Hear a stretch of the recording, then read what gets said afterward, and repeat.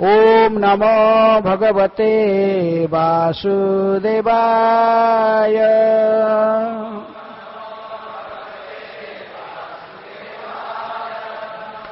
ओम नमः भगवते वासुदेवाय।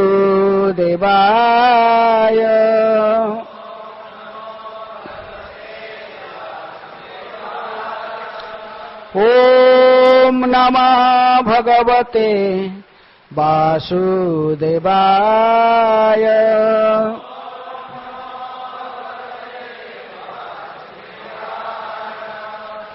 नारायणं नमस्कृत्य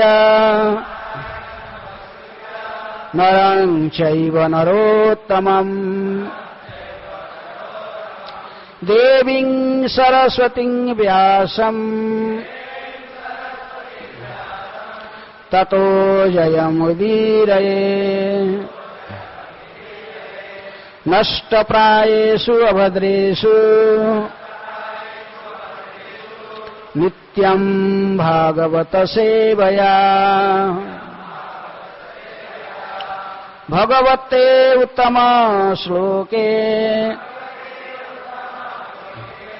भक्तिर्भवति नैष्ठिकी।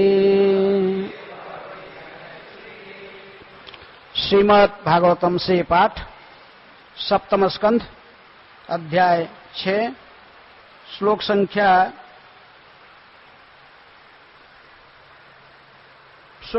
संख्या 5। प्रहलाद द्वारा अपने असुर सहपाठियों को उपदेश। ततः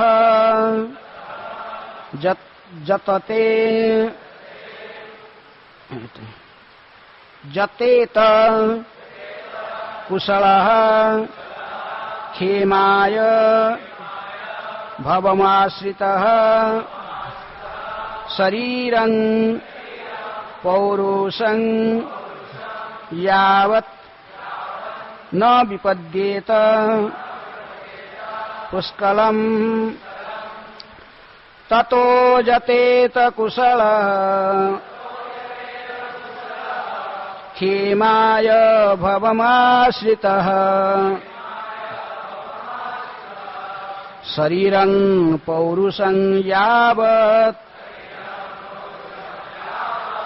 न विपद्येत पुष्कलम् ततो जतेत कुशलः क्षेमाय भवमाश्रितः शरीरं पौरुषं यावत् न विपद्येत पुष्कलम् ततो जतेत कुशलः क्षेमाय भवमाश्रितः शरीरं पौरुषं यावत् न विपद्येत पुष्कलम्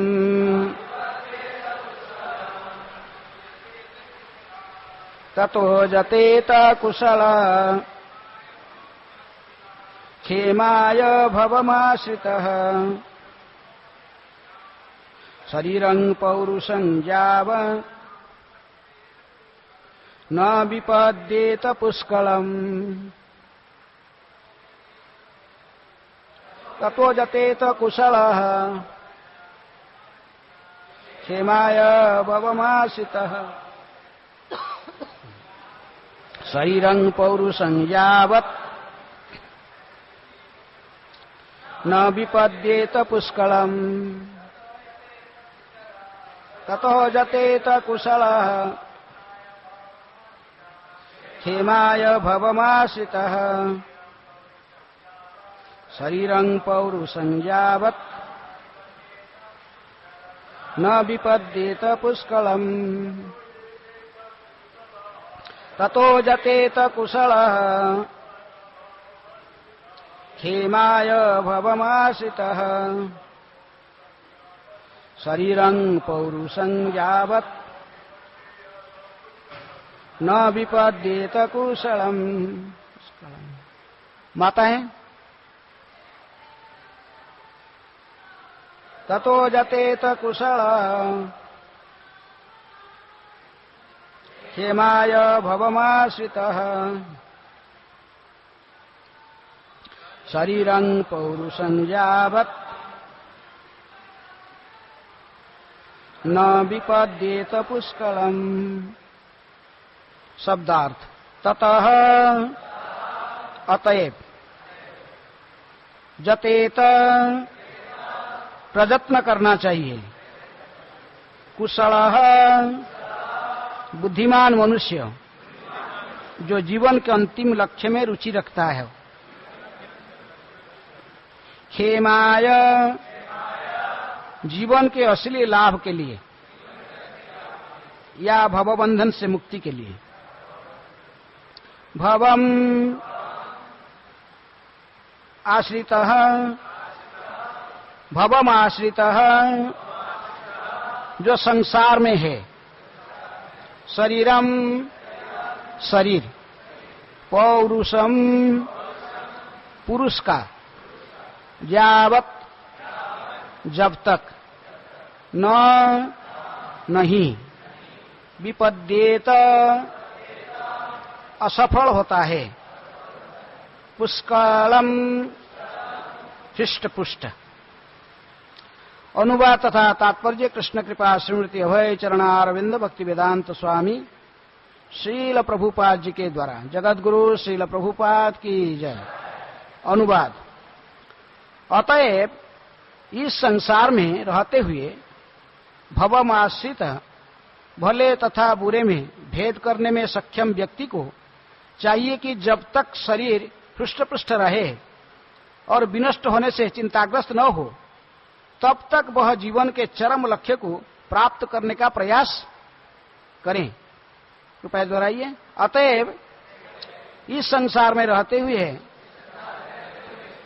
भवमाश्रितः भले तथा बुरे में भेद करने में सक्षम व्यक्ति को चाहिए कि जब तक शरीर हृष्ट-पुष्ट रहे और विनष्ट होने से चिंताग्रस्त न हो, तब तक वह जीवन के चरम लक्ष्य को प्राप्त करने का प्रयास करें। तात्पर्य जैसा कि प्रहलाद महाराज ने इस अध्याय के प्रारंभ में कहा है, कौमाराचरत प्राज्ञ।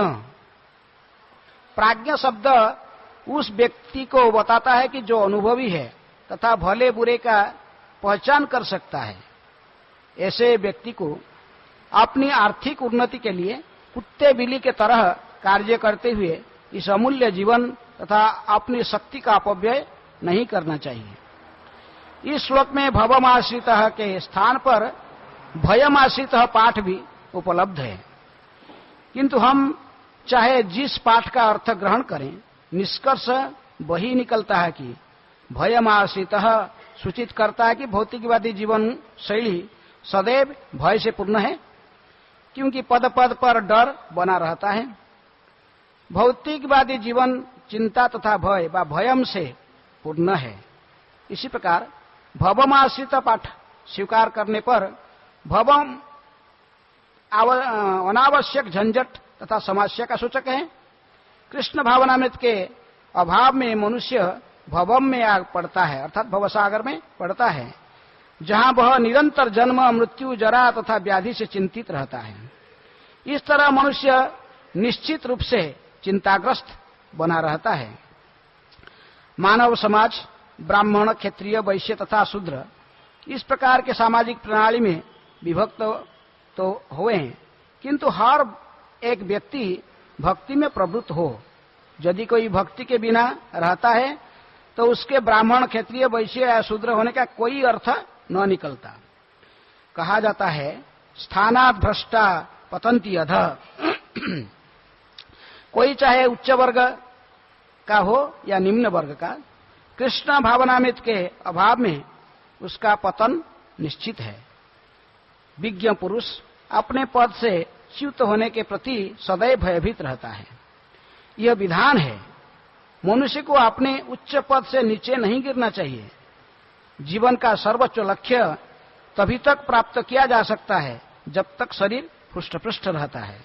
अतएव हमें इस तरह रहना चाहिए कि हम मन तथा बुद्धि से स्वस्थ एवं पुष्ट रहें, जिससे हम जीवन लक्ष्य एवं समस्याओं से भरे हुए जीवन के बीच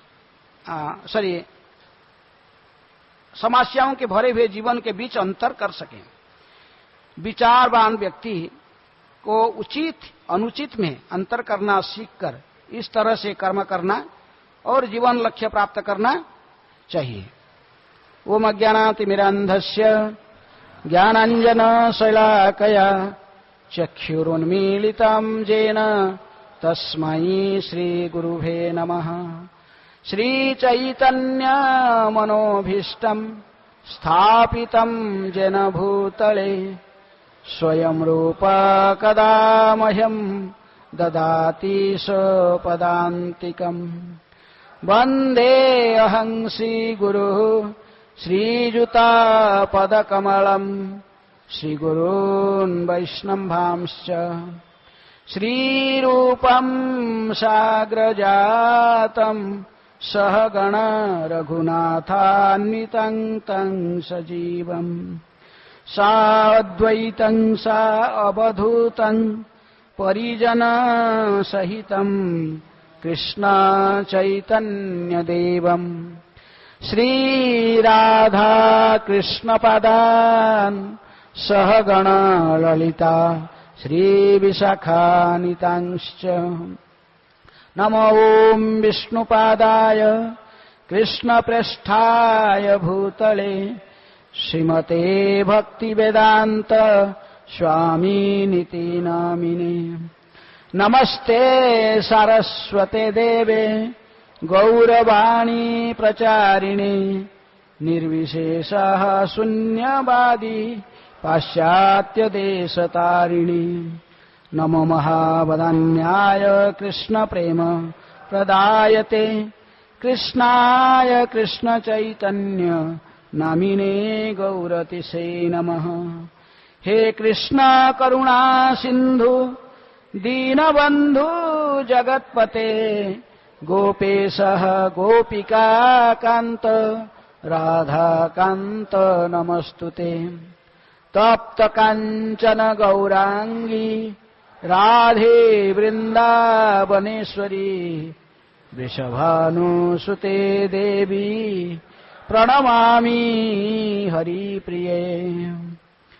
वंशाकल्पतरुभ्यश्च कृपा सिन्धुभ्येव च पतितानां पावनेभ्यो वैष्णवेभ्यो नमो नमः। यत्पादपल्लवयुगं विनिधाय कुम्भ द्वन्द्वे प्रणाम समये स गणाधिराज। विघ्नान् विहन्तु मलमस्य जगत्त्रयस्य गोविन्दमादिपुरुषं तमहं भजामि। श्रीकृष्ण चैतन्य प्रभु नित्यानंद श्री अद्वैत गदाधर श्रीवासादि गौरभक्तवृंद। हरे कृष्णा कृष्णा कृष्णा हरे हरे हरे राम राम राम हरे हरे।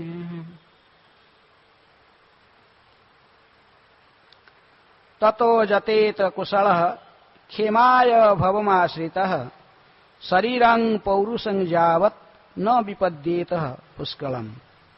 अतएव इस संसार में रहते हुए भवमाश्रितः भले तथा बुरे में भेद करने में सक्षम व्यक्ति को चाहिए कि जब तक शरीर हुष्ट-पुष्ट रहे और विनष्ट होने से चिंताग्रस्त न हो तब तक वह जीवन के चरम लक्ष्य को प्राप्त करने का प्रयास करें।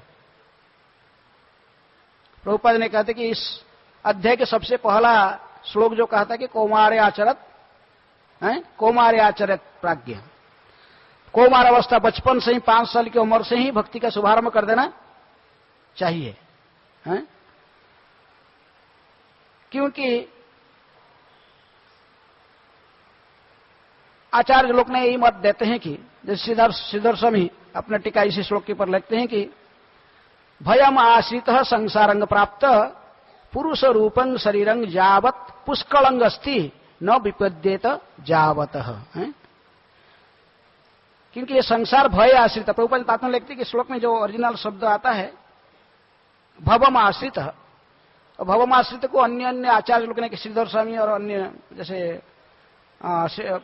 विश्वनाथ चक्रवर्ती ठाकुर ये शब्द को किस रूप में उच्चारण किए हैं, इसको भयम आश्रित शब्द श्री प्रभुपाद तात्पर्य लिखे। इस शब्द का भव आश्रित शब्द कहीं कहीं पर आचार्य लोग ने इसको भयम आश्रित भी स्वीकार किया है। तो इसलिए भयम आश्रित संसारंग प्राप्त, ये जो संसार है सब समय भय के यहां पर रहोगे तो जो भी रहता है संसार में सब समय भय में ही रहता है। जय श्री श्री गौर निताय की जय, श्री श्री राधा रास बिहारी ललिता विशाखा की जय, सीताराम लक्ष्मण हनुमान जी की जय। इसलिए भयम आश्रित संसारंग प्राप्त, किसी ना किसी कारण से यदि हमें संसार में गिर गए हैं तो हमेशा भयभीत रहते हैं कि ये भवसागर कैसे हैं, ये पवर्ग है, ये जो आध्यात्मिक जगत वो अपवर्ग मुक्ति है। तो ये पवर्ग का अर्थात परिश्रम करना पड़ेगा। जो भी संसार में रहता सभी को परिश्रम करना पड़ता है। कब तक परिश्रम करता है भौतिकवादी व्यक्ति? मुख से फेंड निकालने तक से गड्ढा कोई भैंस को देखें बहुत ज्यादा लोडिंग देने से जो चलता मुख से फेंड आ जाता है। तो भवसागर में भयाश्रित संसार में रहकर जो संसार में केवल भय ही सब समय व्यक्ति भयभीत रहता है, किसी मुहूर्त में कुछ भी हो सकता है उसको सब समय इसलिए भय रहता है, मुख से फेंड आने तक परिश्रम करते रहता है। किसके लिए परिश्रम करता है? सेंस ग्रेटिफिकेशन की जो मूल वस्तु जिसके माध्यम से सेंस ग्रेटिफिकेशन होता है वो क्या है? पैसा है, धन। Money is sweeter than honey, sweeter than honey, brighter than sunshine. सूर्य से भी अधिक उजाला दिखाई पड़ता कोई भौतिकवादी व्यक्ति को धन। तो इसलिए तब तक परिश्रम करता है मुख से फेंड निकालने तक, प फ ब, लेकिन इतने सारा परिश्रम करके सारे बेकार जाता है। इसे व्यक्ति इतने जो धन कमाता है परिश्रम करके है, लेकिन इस धन का प्रकृति में उपभोग कौन करता है?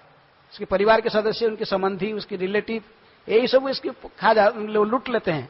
यही लोग असली डकाते हैं। सब भागवत कहता है कि यही जो लोग ये असली इसके परिश्रम का सारा फल को खा लेते हैं।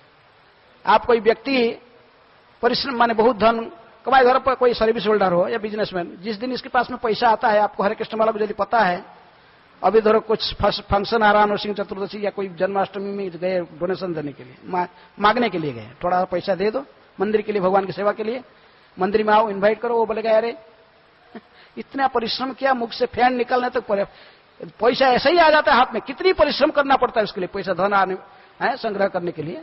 अरे ये तुम्हारे बेकार के लोग घूमते घूमते आगे बोले पैसा दो, पैसा दे, इतने आसान से, प्राण से भी अधिक प्रिय उसको लगता क्या पैसा, धन नहीं देता है। लेकिन उसके अपने पत्नी यदि आ जाएगी जिस दिन धर्म इसको पैसा मिलने वाला पता है, तो इसलिए पहले से वो गेट के पास खड़े रहेगी, कब आ रही। जब घर में प्रवेश करते ही वो हाथ डालेगी उसके जब में और सारे पैसे एक साथ निकाल लेगी, तो अभी इसके मुख में मुस्कान आ जाता है। तो मुस्कान आ जाता है, देखो इसको देना भी नहीं पड़ा, तो कितनी प्यार करती, मुझे अपने हाथ से ही निकाल के ले गई। तो संसार की ये स्थिति है। तो इसलिए भयम आश्रित पे संसार में प जो धन कमाया वो बेकार में ऐसे ही जाता है, सारे इसकी संबंधियां से लूट लेते हैं। तो इनके लिए काम इसने परिश्रम करके धन कमाता, लेकिन अंतिम में कोई इसके सहारा नहीं देता है। जब तक धन है सभी लोग आदर करते हैं संसार में, धन नहीं है तो कोई आदर नहीं करता है। ये माया के नग्न रूप प्रभुपाद ने कहे थे, मैंने अपने जीवन में स्वयं अनुभव किया है। जब धन था, मेरे बहुत मित्र थे, मेरे पत्नी, मेरे बच्चे सब मुझे आदर करते थे। जब धन नहीं रहा, सभी लोग सोचे कि ये बेकार का आदमी है, कोई मुझे देखा भी नहीं है। तो इसलिए प फ भ यदि धन मिला है तो फिर सबसे भयभीत रहता कि धन को कैसे बचाएगा, कैसे सुरक्षित रखेगा। धन और स्त्री दोनों में सब समय भयभीत रहता है, क्योंकि शास्त्र कहता है कि किसके पास एक सुंदर स्त्री भी है वो भी इसकी शत्रु है, हैं? शत्रु कौन कौन है व्यक्ति का? ऋणं कृत्वा पिता शत्रु। यदि कि पिता कर्जा करके धन बहुत कर्जा करके छोड़ गया है तो लड़का को इसको पेमेंट करना पड़ता है, तो उस प्रकार पिता और लड़का के लिए क्या है? शत्रु है। बिना कारण से वो धन ऐसे करके इंद्रिय तृप्ति करके गया और उसका लड़का को उसका पेमेंट करना पड़ेगा। ऋणं कृत्वा पिता शत्रु माता च व्यभिचारिणी, माता यदि व्यभिचारिणी है और माता च व्यभिचारिणी और रूपवती भार्या शत्रु, ज्यादा सुंदरी स्त्री यदि किसकी है तो वो भी इसकी शत्रु बनता है कि उसकी प्रति और कई पुरुषों की उसकी नजर रहता है उसकी प्रति, है। जैसे रावण की नजर रहा किसके प्रति? सीता की प्रति, है। तो इसलिए वो इतने बड़े सारे रामायण सृष्टि हुआ है। तभी इसलिए कहते हैं रूपवती भार्या शत्रु पुत्र जति अपंडित, पुत्र यदि मूर्ख है तो वो भी शत्रु है। तो इसलिए सबसे भयभीत रहता है, धन और स्त्री को बचाने के लिए भयभीत रहता है इस संसार में। बैंक में भी रख देता है, उसमें बैंक पैसा भी आजकल वो भयभीत रहता है, उसको छुपाना चाहता है क्योंकि टैक्स लग जाता है। आज गवर्नमेंट को पैसा कहीं नहीं छुपा सकता, कहीं भी पैसा रहेगा तो वो पता लगा लेगा कौन?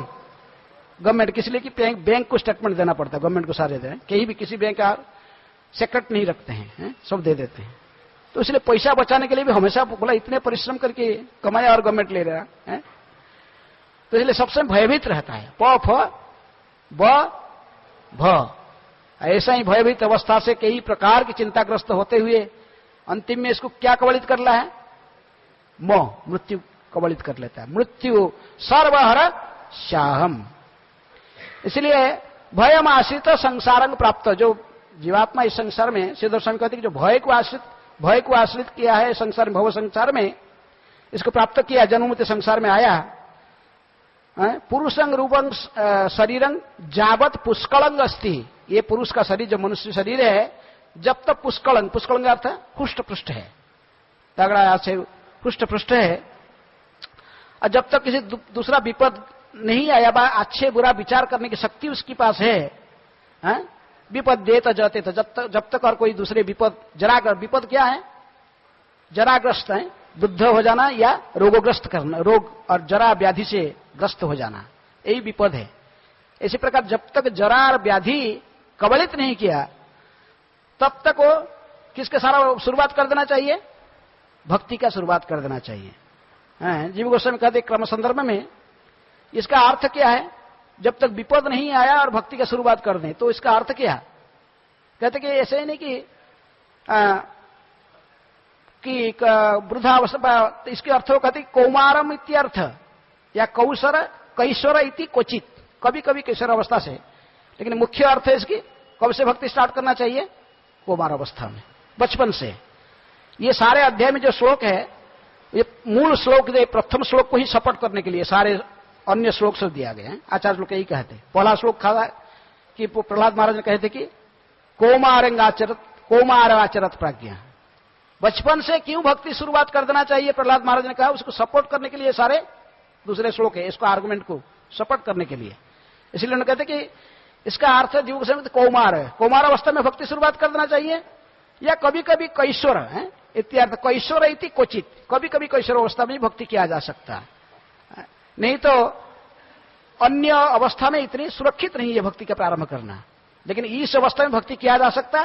प्रभुपाद ने श्रीमद् भगवद गीता के जो छठा अध्याय की 13 नंबर 14 नंबर श्लोक के तात्पर्य में जो डेफिनेशन वहां पर लिखते हैं कि भक्ति तब तक शुरुआत कर देना चाहिए जब हमारा मन में क्या सेक्स डिजायर उत्पन्न न हो, जब तक हमारे मन में संभोग की बारे में आप कुछ नहीं जानते, क्या है पुरुष क्या है स्त्री की है, संभोग की ज्ञान जब तक लस्टी डिजायर हमारे मन में आया ही नहीं, हम जब पता ही नहीं लगाए को क्या है ये इसके बारे में, कि 5 साल के बच्चे के मन में ऐसे कोई भावना नहीं होता है, वो कुछ जानता नहीं है क्या है फिर स्त्री क्या पुरुष के, उनके क्या संबंध है संबंध की इसको कोई नॉलेज नहीं होता है। इसी अवस्था से ही भक्ति की शुरुआत कर देना चाहिए, जब तक ये नॉलेज नहीं है। नहीं तो ये जस्ट लस्टी डिजायर ये बहुत बड़े बाधक है। यही शत्रु महाबाहो काम और रूप सुदुष्कर्म, यही शत्रु है, इसको पहचानो, इसको जीतो। चलिए यदि बचपन में भक्त जो बच्चों को यदि ट्रेनिंग ठीक से दी जाए ब्रह्मचर्य पालन करने, तो फिर वो उसको जब संसार के बारे भक्ति की महिमा को समझे तो फिर बड़े होने से भी वो बहुत आसान से भक्ति प्रारंभ किया तो शुरू से, फिर वो इस प्रकार यदि किसी भी कारण से गृहस्थ आश्रम में प्रवेश करने पर भी उसकी कोई हानि नहीं होता है। तो प्रभुपाद जी के पिताजी ने इनको भक्ति सिखाया था। कब से? बचपन से। प्रभुपाद ने कहा कि मेरे पिताजी गौरमोहन दे कभी भी नहीं सोचे कि मेरे लड़का क्या बने, कोई बड़ा धनाढ्य व्यक्ति करोड़पति बने या कोई बड़ा बहुत प्रसिद्ध वकील बन जाए, ऐसे कोई सोचे नहीं थे। उन सब समय साधुओं को घर में बुलाकर खिलाते थे और यही कहते थे कि आशीर्वाद दो मेरे लड़का को, ये जैसे राधा रानी का भक्त बनेगा और भागवत की पढ़ेगा और भागवत का प्रचार करेगा। यही चाहते थे उनके पिताजी। गौरमोहन शुद्ध भक्त थे, वो जैसे चिंतन किया, जैसे ही भगवान को डेली प्रार्थना करते थे, साधु संत से जिस प्रकार आशीर्वाद दिलाते थे पुत्र को, वही हुआ। प्रभुपाद ने शुद्ध भक्त बने राधा रानी के। ऐसे ही तो नित्य सिद्ध है, लेकिन फिर भी एक आदर्श निभाए कि राधा रानी के भक्त बने और भागवत का भी प्रचार किए। इसलिए आचार्य लोग कहते भक्ति को प्रारंभ करें। कब से? बचपन से। प्रहलाद महाराज कहे यदि बचपन से कोई नहीं पाया, कम से कम कैशोर अवस्था, जीव गोस्वामी कहते कैशोर में थी क्वचित, कभी कभी कैशोर अवस्था से भी भक्ति की जा सकती है जो उसको लेकिन इसकी आगे जब फिर उसको नॉलेज आ गया, स्त्री पुरुष और जो सेक्स डिजायर इसको उत्पन्न हो गए, लस्टी डिजायर, फिर पहले ट्रेनिंग नहीं है तो फिर वो संसार में फंस गया तो गया है। फिर संसार में फंस गया, इसको शुरू से कोई ब्रह्मचर्य का ट्रेनिंग नहीं है, तो उस व्यक्ति फिर पूरे संसार में मायाग्रस्त संसार में सब समय भयभीत रहता है। भव आश्रित भव संसार में गिर गया, बार बार जन्म संसार में गिर गया और फिर उसके उद्धार होने का कोई मार्ग नहीं मिलता है। इसलिए प्रहलाद महाराज कहते हैं भक्ति को ऐसा ही बचपन से शुरुआत कर देना चाहिए, विशेष रूप में जब तक हमारा शरीर बुद्ध अवस्था को जराग्रस्त नहीं हुआ या रोगग्रस्त नहीं हुआ है, तब से शुरुआत करना चाहिए। किसी लिए ऐसे ही भय व्यक्ति हमेशा भयभीत रहता है, तो विश्वनाथ चक्रवर्ती ठाकुर कहते हैं कि भयम आश्रित इति हरिभजनम अभावे। किस लिए भय सब समय रहता भयभीत? हरिभजन अभावे, क्योंकि हरिभजन नहीं करता इसलिए भयभीत रहता है। यदि इसको बचपन से ही हरिभजन का ट्रेनिंग दिया गया, कैशोर में भी हरिभजन ट्रेनिंग के बाद फिर हरिभजन करते रहेगा है? तो गृहस्थ जीवन में आने पर भी जब संतान उत्पन्न करना चाहेगा तो 50 माला करना उसके लिए कठिन नहीं होगा। प्रभुपाद जी के इंस्ट्रक्शन है, तो गृहस्थों को बच्चा चाहिए तो फिर क्या करना पड़ेगा उनको? कम से कम 50 माला जपना पड़ेगा इनको, 50 राउंड कम से कम जपना चाहिए। यदि पहले से ट्रेनिंग है तो गृहस्थाश्रम में जाकर फिर वो कर पाएगा 50 माला। तो पहले से कोई ट्रेनिंग नहीं है तो गृहस्थाश्रम में आगे क्या करेगा? वो जपेगा? 2 माला जपना मुश्किल हो जाए, 50 माला कहां से जपेगा वो है? तो फिर बार बार जन्म संसार में फंस जाएगा। स्थानात् भ्रष्टा पतंती अध, इसलिए अपने स्थान से फिर नीचे गिर जाएगा, बार बार जन्म संसार में भटकते रहेगा। इसीलिए श्लोक में प्रहलाद महाराज कहते कि भक्ति का तो तभी आरंभ कर देना चाहिए जब हमारा शरीर हुष्ट पुष्ट रहे, हमें अच्छा बुरा विचार करने की शक्ति हो, जब हमारी इंद्रियां सतेज है, उसी समय में। तो कोई कहते नहीं भक्ति कब करना चाहिए? बूढ़े उम्र में। काल जैसे महाराज ने ही छोलीनेस गोपाल कृष्ण गोस्वामी महाराज ने उदाहरण दे रहे थे, वो जर्नलिस्ट था, इंडियन जर्नलिस्ट, अमेरिका में क्या कहता था कि भक्ति क्यों अभी तो भी इनको सब क्यों सब भक्ति करने सिखाते हैं, जो संन्यास दे देते इनको अभी किया हूं ये कि ऐसा क्यों, ये तो बुढ़े होने से करना चाहिए भक्ति है। तो प्रभुपाद ने सोचा बोले बुढ़ा का डेफिनेशन क्या है? बुढ़े हो जाने का डेफिनेशन क्या है? जब मृत्यु के बहुत निकट है। तो उसको प्रभुपाद ने कहा कि तुम गारंटी दे सकते कि तुम गारंटी दे सकते कि तुम माने मेरे पहले तुम्हारा मृत्यु होगा कि नहीं, तुम गारंटी दे सकते हो? तो बोला नहीं।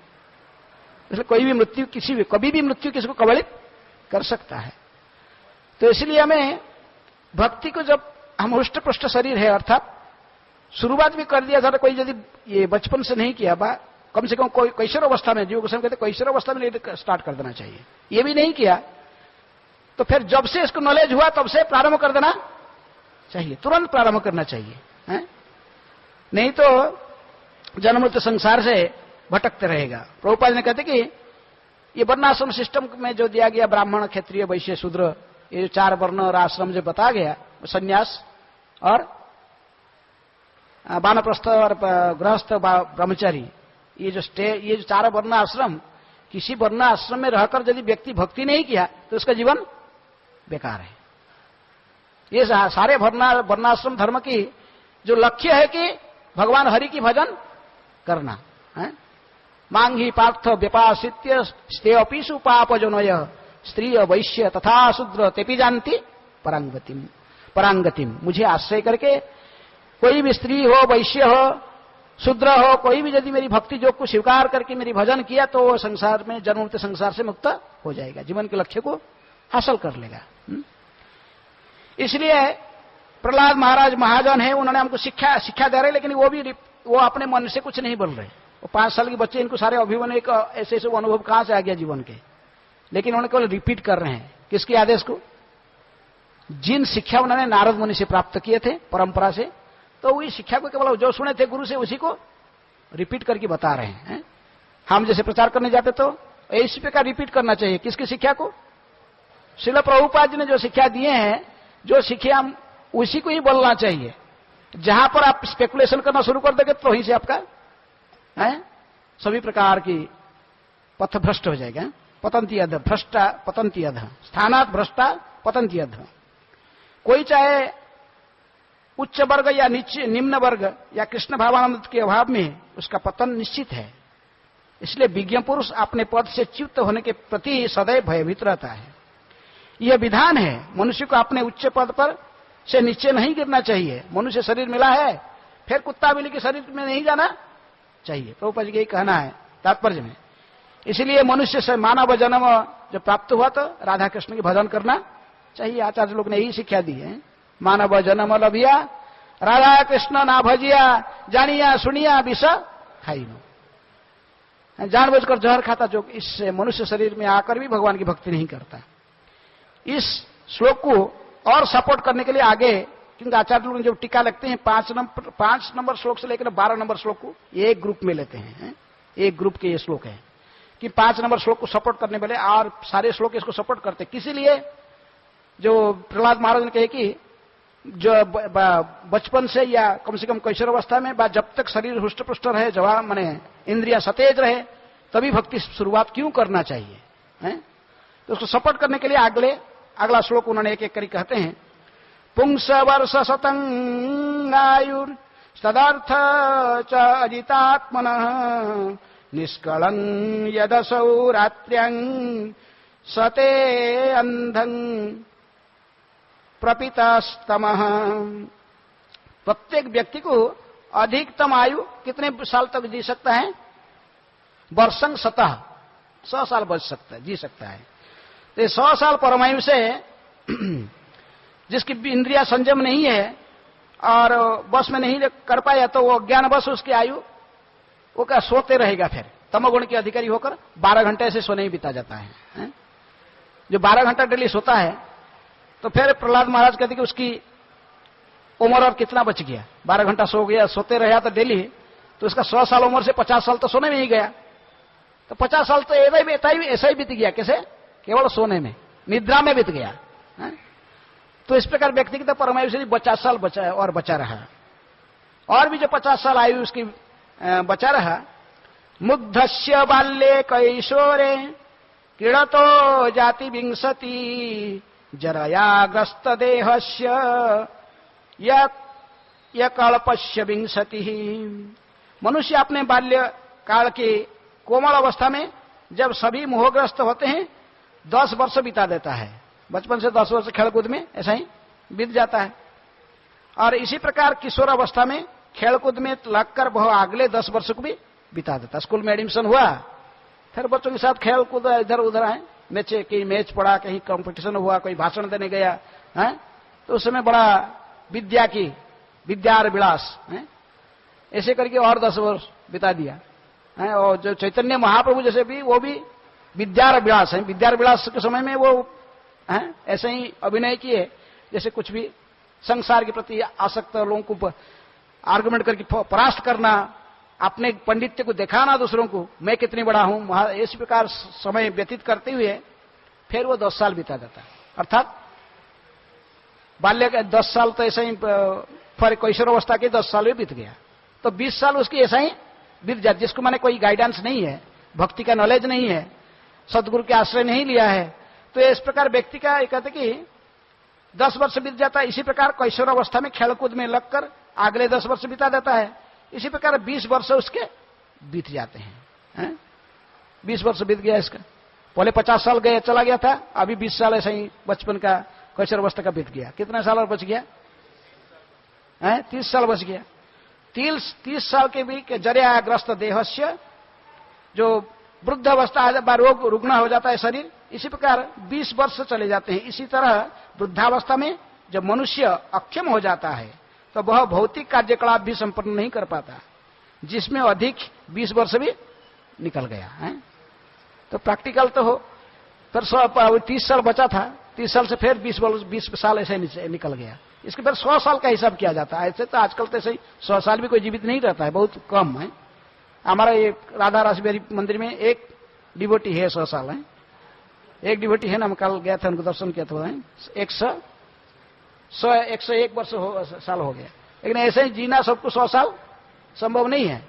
लेकिन फिर भी यदि 100 साल किसी ना किसी कारण से जीवित रह गया तो फिर ऐसे तो चला गया इसको, बचपन की जीवन के प्रारंभ की 20 साल, अंत में 20 साल, 40 साल बीत गया और 50 साल सोने में गया, और कितना बच गया? 10 साल बीत गया। तो वो 10 साल के भी प्रहलाद महाराज कहते कि दुरापुरेण कामेन मोहेन च बलियसा शेषं गृहेषु आसक्तस्य प्रमत्य शापयाति ही। और जो 10 साल बच गया, जिसकी मन तथा इंद्रियां बस में नहीं है, वह अतृप्त कामेच्छाओं तथा प्रबल मोह के कारण पारिवारिक जीवन में अधिकाधिक आसक्त होता जाता है। ऐसे पागल मनुष्य के जीवन के शेष 10 वर्ष भी व्यर्थ जाते हैं, क्योंकि वह इन वर्षों में से अपने को भक्ति में नहीं लगा सकता। अर्थात प्रहलाद महाराज जी कहते कि जिस समय हम भक्ति में नहीं लगाया, मनुष्य जीवन को प्राप्त करके, और इस समय का भक्ति में नहीं लगा, केवल इंद्रिय तृप्ति में लगा है, तो समझना चाहिए कि वो व्यक्ति जानबूझकर जहर खाता है। सारा आत्मघाती है, वही आत्मघाती है। कौन? जो मनुष्य शरीर में भगवान की भक्ति नहीं किया है। इसलिए कहना चाहते हैं कि प्रहलाद महाराज पूरी जो विषयी व्यक्ति है संसार में, जो सदगुरु को स्वीकार नहीं किया, भक्ति किया, जानता नहीं है, भागवत को भी श्रवण नहीं किया, गीता श्रवण नहीं किया, तो फिर उसके सारा संपूर्ण परमायु बेकार जाता है, वृथा जाता है, क्योंकि अंत में वो फिर नरकगामी हो जाता है, जन्म मृत्यु संसार में फिर भटकते रहता है 84 लाख जोनी में। तो इस वर्ष में अनेक वो भक्ति नहीं किया, तो इस प्रकार 100 साल जो भौतिकवादी व्यक्ति सदगुरु की शरण में नहीं आया, तो उसके सारे 100 साल ऐसा ही बीत जाता है। इसके जीवन का कोई फायदा नहीं। मनुष्य शरीर में है, लेकिन दीपाद पशु है, वो दीपाद पशु ही माना जाएगा। अर्थात पशु के 4 पैर होता है और इसका पास 2 पैर था, लेकिन वो 4 पैर बना देता है। कार खरीद लेता तो 4 पैर है, उसके अंदर बैठ के फिर घूमते रहता दिन भर है। किसके लिए? मनी मनी मनी, कहां से मिलेगा? ऐसा ही करके सारा जीवन बेकार बिता देता है। और अंत समय में फिर डॉक्टर को कहता है कि अरे डॉक्टर साहब, आपको करोड़ों रुपया देता हूं, परिवार थोड़ा सा 2 साल बढ़ा दो मेरे परमायु। बढ़ने वाला है? नहीं बढ़ने वाला है। तो इस प्रकार व्यक्ति का संपूर्ण परमायु वृथा चले जाता है। आगे उन्होंने कहते को गृहेषु उपमान आसक्तम आत्मानमजितेन्द्रिय स्नेह पाशै दृढ़ै बद्धम उत्सहेत विमोचितुम। ऐसा कौन मनुष्य होगा जो अपनी इंद्रियों को वश में करने में असमर्थ होने के कारण गृहस्थ जीवन से अत्यधिक आसक्त होकर अपने आप को मुक्त कर सके। आसक्त गृहस्थ अपने पत्नी, बच्चे तथा अन्य संबंधी के स्नेह बंधन से अत्यंत दृढ़तापूर्वक बंध जाता है। इसको प्राय में प्रारंभिक वर्ष में, इसकी बाल्य अवस्था में, कैशोर अवस्था में कोई ट्रेनिंग नहीं है, आध्यात्मिक ट्रेनिंग, और यौवन अवस्था में गृहस्थाश्रम प्रवेश कर गया, तो क्या करेगा वो? संसार में संपूर्ण गृहम अंधकूपम, प्रहलाद महाराज आगे पीछे कहे कि वो अंधकूप में फंस गया है? कुछ जानता नहीं जीवन का लक्ष्य क्या है। तो इनकी द्वारा पत्नी, बच्चे तथा अन्य संबंधी के स्नेह में, बंधन में फंस गया। ये नहीं सोचता ये लोग मुझे क्यों स्नेह करते हैं, किस लिए स्नेह करते हैं। सारे संबंधी एक व्यक्ति क्यों वो स्नेह करते? क्योंकि वो लेके आता है, धन लेकर आता है, सबको भरण पोषण जिसको जो चाहिए वो भी करता था। ऐसे ही कौन? वाल्मीकि जी अपने पूर्व जन्मों में यही करते थे। रत्नाकर की भूमि के स्कंद पुराण में इनके जीवन वर्णन आता है। तो बस लूटते थे लोगों को, जो भी मार्ग में जाता था छुपकी रहते थे जंगल में, लाओ क्या रहे, सब इनको जब जरूरत पड़ता था उसको मर्डर भी करते। नहीं ऐसा नहीं देता तो मर्डर करके ले लेते सब। इतने मर्डर किए थे कि कहा जाता कि वो प्रारंभ से वर्णन आता कि कम से कम इतनी मर्डर किए थे कि 2 बैल का गाड़ी में लोडिंग करके रखे थे। जो ब्राह्मण को काट काट के इनकी जेनेऊ सब निकाल के सब लोडिंग करके रखे, 2 बैलगाड़ी के भरा हुआ था जेनेऊ के बल। तो नारद मुनि को दया आ गया है। नारद मुनि ने कहे कि क्या होगा इसकी स्थिति, इसको कैसे उद्धार करूं, इसकी उद्धार होना चाहिए, नहीं तो कितनी साल तो अप्रलय नरक में जाएगा। तो बेचारे हैं बिना बजाते हुए सामने आए हैं। राधिका रमण नाम है, नारद मुनि बजाए बिना राधिका रमण नाम है। बिना बजाते बजाते सामने आए, और आए तो कहे कि निकाल क्या रखा। भाई मेरे पास कुछ नहीं, मैं तो साधु है, देख एक बिना है, बस भगवान के नाम बजा। बोला नहीं ये नहीं चलेगा,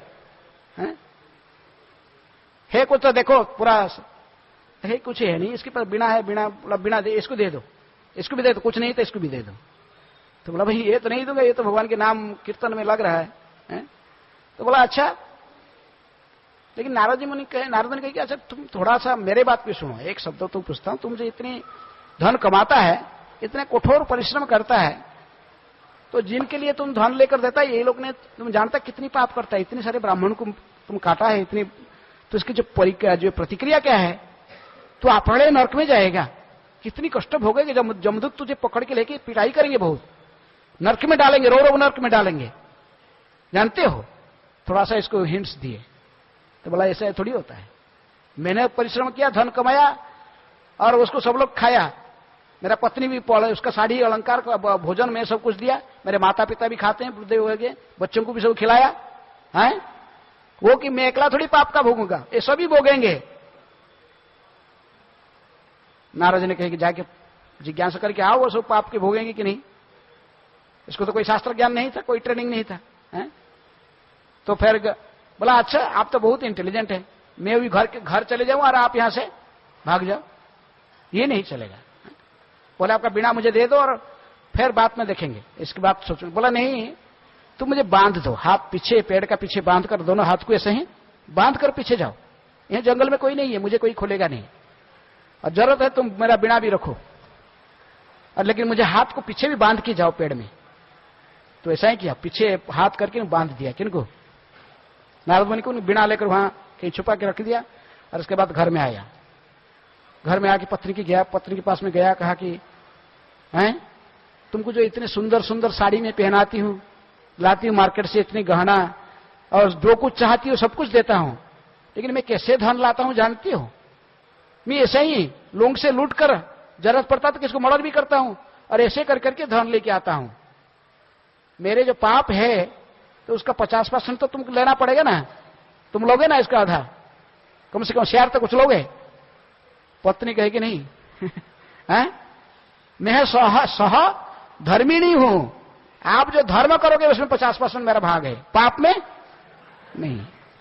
कोई शास्त्र नहीं कहा पाप से भाग लेने के लिए, ये कहे कि धर्मिणी, सह धर्मिणी, तो धर्म से आधा मिलेगा। आप जितने पुण्य कर्म धर्म करोगे उससे 50% मेरा भाग है, पाप में नहीं। ये तो आपका ड्यूटी है, मुझे भी भगवत धाम ले जाना है, ये मेरा काम नहीं है। बोला अच्छा आप इतने सारे में परिश्रम करके धन दे, तुम बोले पाप नहीं लोगे?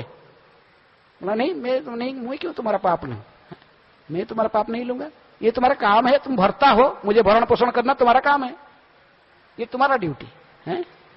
बोला अच्छा मैं बच्चों को यहाँ पर घर में देखभाल कर लेती हूँ, बस ये मेरा काम है। घर में कुकिंग करना, तो आपको जो आते हो खाना आपके लिए रेडी करना, बच्चों को देखना, ये सब मेरा काम है। तुम्हारा किसी कैसे धन लाते हो उसमें मुझे क्या लेना देना। तो फिर गए बच्चे की अपने माता पिता, वृद्ध माता पिता के पास गया पूछने के लिए। माता पिता कहेगी, बेटा तुम जो छोटे थे हमने तुमको लालन पालन करके बढ़ाए, अभी हम वृद्ध हो गए, ये तुम्हारा ड्यूटी है, हमको आपको हमारा देखभाल करना है। लेकिन तुम कैसे धन लाते हो, तुम्हारे पाप के भाग तो हम नहीं लेंगे। हैं? तू तो और ये तो और तुम्हारा कर्तव्य है कि तुम भगीरथ की तरफ तपस्या करके हमको उद्धार करना चाहिए। कहां से जन्मते संसार में। पुत्र शब्द का ही अर्थ है कि पू शब्द का अर्थ ही नरक, और त्र का अर्थ जो नरक से उद्धार करता पितरों को, वो पुत्र है। प्रहलाद योग्य पुत्र थे। हिरण्यकशिपु के जैसे पिता होने पर भी इन्होंने अपने पिता को भी उद्धार कर दिए। नृसिंहदेव जब आगे जब दर्शन दे कहेंगे कि मेरे धाम में चलो, मेरे दूसरे लोगों को तो लेने के लिए मेरे दूत आज के ले जाते, लेकिन तुम जैसे भक्त को लेने के लिए मैं स्वयं आया हूं, मेरे साथ चलो। तो कहे कि नहीं मैं नहीं जा सकता हूं। फिर वो पूछे अपने पिताजी के बारे में, पिताजी को आप यदि कुछ देना चाहते मुझे मेरे पिताजी को उद्धार कर दीजिए, आपके द्वेष किया, इतनी अपराध किया आपको। वो अपने बारे में नहीं सोचते थे। उनके पिताजी इनको इतनी कष्ट दिया, मर्डर करने के लिए प्लान सारे बनाया, लेकिन फिर भी अपने पिताजी की हित चिंतन करते थे। इस कैसे भगवत धाम जाएगा वापस। ये वैष्णव के लक्षण है, पर दुखे दुखी। तो जब नृसिंहदेव कहे कि देखो तुमको ये वर तो मांगने की आवश्यकता ही नहीं है। जिसकी परिवार में फैमिली में तुम जैसे पुत्र का जन्म हुआ, त्रिसप्त, इसके तीनों नहीं सर कितने पीढ़ियां, त्रिसप्त होने से 21 पीढ़ियां ऐसे ही मेरे धाम में जाएंगे, भगवत धाम चले जाएंगे। है? ये वरदान तुम मांगने की आवश्यकता नहीं है। पिता माता कहे कि तुम तो ऐसे भक्ति करके हमको भगवत धाम लेना तुम्हारा काम है, हमारा देखभाल करना तुम्हारा काम है, लेकिन तुमने की कैसे करके धन लाया मेरे को, इसे हमें क्या लेना देना है? हम तुम्हारे पाप नहीं लेंगे। तो बेचारे बच्चों के पास गया, बच्चों को बोला कि देखो तुम लोग ऐसे ही हैं। बच्चों को तो पहले माँ शिक्षा दे दी, तो कहे कि पापा हम नहीं आपके पाप लेंगे, हमें अभी छोटे हैं, आप आपको लालन पालन कर रहे हैं, आप जो बुढ़े हो जाओगे फिर हम बड़े हो जाएंगे, आपके देखभाल करेंगे, ये हमारा धर्म है, पाप तो हम शेयर नहीं करेंगे। उसका आंख खुल गया है। तो वापस गया और इनके हाथ पीछे जो बांधा था खोल दिया। किनका? और नारद मुनि है, उनकी उपस्थिति में ही इसके सारे परिवर्तन हो गया है चरित्र। उत्तम वैष्णव वही होते हैं, जहां रे देखिले मुखे आई से कृष्ण नाम, से ही तो जाना हो तुम्ही वैष्णव प्रधान। कौन कहा? चैतन्य महाप्रभु ने कहा। वैष्णव की जो स्थिति को निर्णय करते हुए कौन कनिष्ठ, कौन वैष्णव, कौन मध्यम, कौन उत्तम, ये कुलीन ग्राम के वासियों की प्रश्न के उत्तर देते हुए उन्होंने कहे कि उत्तम वैष्णव वही है जहां रे देखिले मुखे आई से कृष्ण नाम, जिसको उपस्थिति ही दूसरे को कृष्ण भावना भावित बना देता है। ऐसे ही उत्तम अधिकारी वैष्णव नारद मुनि है और श्रील प्रभुपाद जी है, जिनकी उपस्थिति ही दूसरे को केवल भक्त बना देता है। और जो निरंतर कृष्ण नाम लेता है वो मध्यम। तो कहे कि कनिष्ठ कौन है? जार मुखे एक बार सुनी कृष्ण नाम, से ही तो वैष्णव करता हार सम्मान, जिसकी मुख से एक बार भी कृष्ण नाम उच्चारण करने देखा है। जैसे रूप गोस्वामी ने कहा कि कृष्ण तेजस्य गिरितम मनसाद्रियत, जिसके मुख से कृष्ण नाम सुन रहे हो लेकिन विधि विधान पालन नहीं कर रहा है, इतने स्ट्रिक्ट नहीं है, तो फिर उसको मन में आदर करो, क्योंकि भगवान के नाम ले रहा है, ये कनिष्ठ है, न्यूफाइट है। महाप्रभु यही कहे, जिसके मुख से कृष्ण नाम सुने उसको सम्मान करो। फिर सेम प्रश्न वैष्णव कौन है पूछे तो फिर कहेगी निरंतर कृष्ण नाम जहार बदने, सही तो वैष्णव सेवत ने भजत आहार चरण है। क्योंकि वो वैष्णव जो निरंतर कृष्ण नाम लेता है, निरंतर 24 घंटे हरे कृष्ण कृष्ण कृष्ण हरे हरे, हरे राम राम राम हरे हरे। हाँ, लेकिन ऐसे वैष्णव मध्यमाधिकारी जो प्रचार नहीं करता लेकिन दिन रात भजन करता है, तो हम लोग सोचते भजनानंद लोग ही उत्तम है। लेकिन महाप्रभु कहेगी जो ऐसा ही केवल हरे हरे कृष्ण करता है लेकिन जब 24 घंटे जपता है तो वो मध्यम है, निरंतर कृष्ण नाम जहार बदन है। लेकिन आगे कहे कि फिर सेम प्रश्न वैष्णव कौन है? वैष्णव के फिर कहे कि नहीं, ये वैष्णव है उत्तम। कौन? जहारे देखिले मुखे आई से कृष्ण नाम, से ही तो जाना हो तुम्ही वैष्णव प्रधान, वो समस्त वैष्णव में उत्तम है। इसलिए नारद मुनि से उत्तम वैष्णव थे, उनकी उपस्थिति ही इसको कृष्ण भावनाभावित बना दिया। किसको? रत्नाकर को वाल्मीकि बनाने में समर्थ हो गया। मुरारी को भी महान भक्त बनाए। नारद जी ऐसे कितनी पतितों को उद्धार करते हैं। राक्षस कुल में जन्म हुए प्रहलाद के प्रति भी करुणा किए तो, और मां की गर्भ से ही कृष्ण भावना भावित हो गए। ये उत्तम वैष्णव है। प्रभुपाद जी ने कहे कितने हिपियों को भक्त बनाया, जो चारों नियम सब तोड़ते थे, फिर भी इनको भी जाकर भक्त बनाया। ये उत्तम अधिकारी वैष्णव की परिचय है। भक्ति विनोद ठाकुर इसलिए कहते कि उत्तम वैष्णव कौन है? नहीं, देखो वो कितनी बद्धात्मा को भक्ति में जोड़ने में सक्षम है, उसके पास प्यूरिटी कितना है, शुद्धता है? तो इसी प्रकार नारद मुनि इसको फिर उपदेश दिए। इतना पाप किया था कि इसको हरि पर जो राम नाम भी उच्चारण नहीं हो रहा था, जो सबसे सरल सुलभ नाम है, बहुत आसान से राम बोलना। कृष्ण तो थोड़ा युक्त है, कृष्ण बोलना थोड़ा युक्ताक्षर युक्त है, हो सकता है नहीं आएगा ठीक से उच्चारण। कोई कृष्ण, कोई कृष्ण, कोई कई प्रकार कहते हैं उच्चारण, अलग अलग भाषा में अलग अलग उच्चारण हो जाता है। हमारे उड़ीसा में से वो कहेंगे, उड़ीसा गुजराती लोग क्या कहते हैं? कृष्ण। महाराष्ट्र के लोग भी, और जो बंगाली हो गए तो कहेंगे कृष्ण। कृष्ण, जब राजस्थान में जाओगे लोग कहेंगे कृष्ण। कई प्रकार के उच्चारण में गड़बड़ हो जाता है। लेकिन राम नाम सभी लोग बड़ा सरल है, सब लोग बोलते हैं। वाल्मीकि ने कहे कि नहीं, सॉरी, नारद ने कहे कि तुम तो राम नाम बोल सकते हो, एक शुद्ध नाम लेने से करोड़ जन्म का पाप तत्क्षणात, जैसे रुई की ढेरे में पूरा आग लगाने से एक क्षण में राख हो जाता है, ऐसे ही हो जाता है। जो अत्यधिक पापी पुरुष होते हैं तो उनके मुख से नाम उच्चारण नहीं होता है।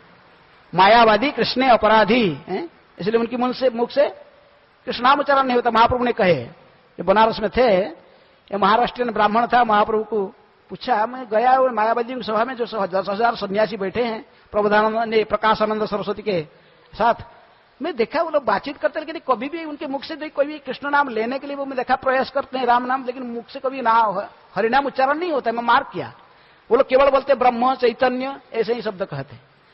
तो चैतन्य महाप्रभु ने कहे कि ये इसके कारण क्या है? मायावादी कृष्ण अपराधी, इसीलिए ब्रह्म चैतन्य चैतन्य कहे निरवधि, हमेशा वो ये ब्रह्म चैतन्य ऐसे ही शब्द उच्चारण करते हैं। वाल्मीकि को कहे कि भाई नहीं, वो रत्नाकर कहे कि तुम तो राम बोल सकते हो ना। वो प्रयास किया, लेकिन उसके मुख से राम उच्चारण नहीं होते हैं। प्रभु हरिनाम प्रभु अपराधियों की मुख से उच्चारण नहीं होते हैं। बड़े जो अत्यधिक अपराधी, टॉप पोजीशन में आ जाते, अत्यधिक पापी व्यक्ति से। तो उन्होंने कहे कि अच्छा, कैसे उद्धार होगा इसका? भगवान के नाम भी उच्चारण नहीं कर पा रहा, तो कैसे उद्धार करूं इसको? तो मरा हुआ वृक्ष को देखा, बोले देखो मर गया। ये क्या हुआ? ये मर गया। तो मर गया ना, मरा तो बोल सकते हो ना, बोलो ना। तो बोला क्या? मरा मरा मरा मरा मरा मरा, बस हो गया, उद्धार हो गया उसके। क्योंकि उसके मन में कोई अपराध करने था नहीं, आभास नाम लेकर भी उसके सारे पाप नष्ट हो गए। फिर वाल्मीकि ने कहा कि ठीक है, अभी बैठ जाओ इधर ही और रटते रहो। लेकिन ऐसे महाभागवत जैसे नारद जैसे महाभागवत वैष्णव के संग प्राप्त करना इतने आसान नहीं है, बहुत रेयर है। नारद मुनि कभी कभी आते हैं हमारे इस्कॉन मंदिर में, लेकिन आप लोग पहचान भी नहीं सकेंगे, है ना? पहचान पाओगे? हैं? जब आप जाओगे लंदन में जाओगे, वहां देखोगे राधा लंडनेश्वर मंदिर में वो आसन रखा गया, 2 व्यासासन ऐसे रखा गया है अल्टर में, छोटे ऐसे इसी प्रकार आसन थोड़ा ऐसे बड़ा होगा, तो पूरे कुशन के साथ रखा गया है। किस लिए रखा गया? ये प्रभुपाद जी ने है, एक बार भागवत की कक्षा दे रहे थे तो कक्षा के बीच में पूरे स्तब्ध हो गए थे, महादिस्ता जैसे कुछ नहीं बोले, कैसे किसी को देख रहे हैं बड़ा आश्चर्यचकित होकर। 10-15 मिनट ऐसे चला गया, सब लोग बैठे बड़े बात में जब उस प्रकृतिस्थ हो गए तो पूछे भक्त लोग ने, प्रभुपाद क्या ऐसे क्यों आप रह गए, पूरा समाधिस्थ हो गए, जैसे ऐसे कुछ देख रहे थे। बोले आप लोग देखा नहीं, हमारे मंदिर में आज कौन आए थे? ब्रह्मा और नारद पधारे थे। कैसे संकीर्तन चलता है चैतन्य महाप्रभु के आंदोलन में, कैसे लोग भक्ति करते हैं, तो उसको देखने के लिए म्लेच्छ जवान को कैसे भक्ति कैसे करते हैं, इसको देखने के लिए नारद मुनि भी आते हैं।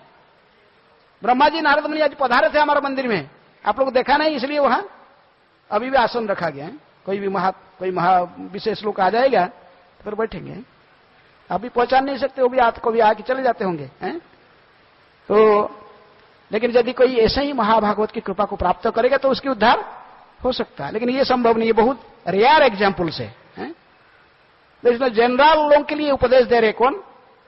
प्रहलाद महाराज की भक्ति प्रारंभ कर दो बचपन से ही, और जब तक हमारा सुस्त ने शरीर हुष्ट पुष्ट रहे और रोग व्याधि ग्रस्त न हो, वृद्धावस्था को प्राप्त न हो, उस समय से भक्ति शुभारंभ कर देना चाहिए, है? को व्यर्थ तृष्णा विसृजत प्राणेभ्यो अपि जैप्सित ज कृणातु अशुभि पृष्ठ तस्कर सेवक वणिक। धन इतना प्रिय होता है कि लोग इसे मधु से भी अधिक मीठा समझते हैं।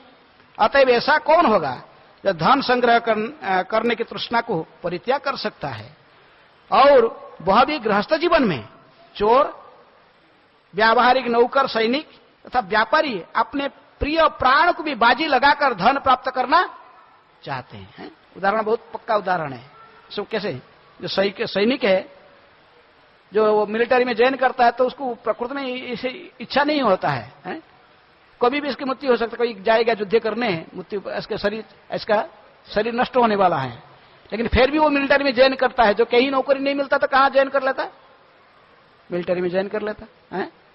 ये कलियुग में कोई क्षेत्रीय जन्म से नहीं है, कलौ शूद्र संभवा। फिर भी वो जानते हुए जीवन को बाजी रखकर फिर वो नौकरी स्वीकार कर लेता है।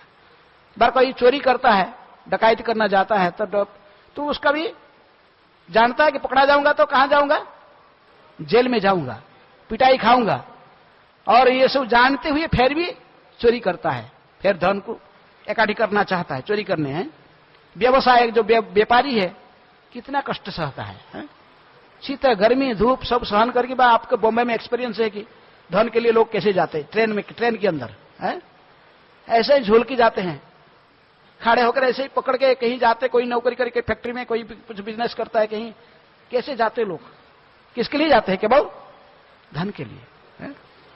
इनकी जीवन ऐसा ही है, ऐसे ही जाते। ठीक से खाना भी मिलता नहीं, ठीक से खाते भी नहीं, खुद एंजॉय नहीं कर पाते हैं।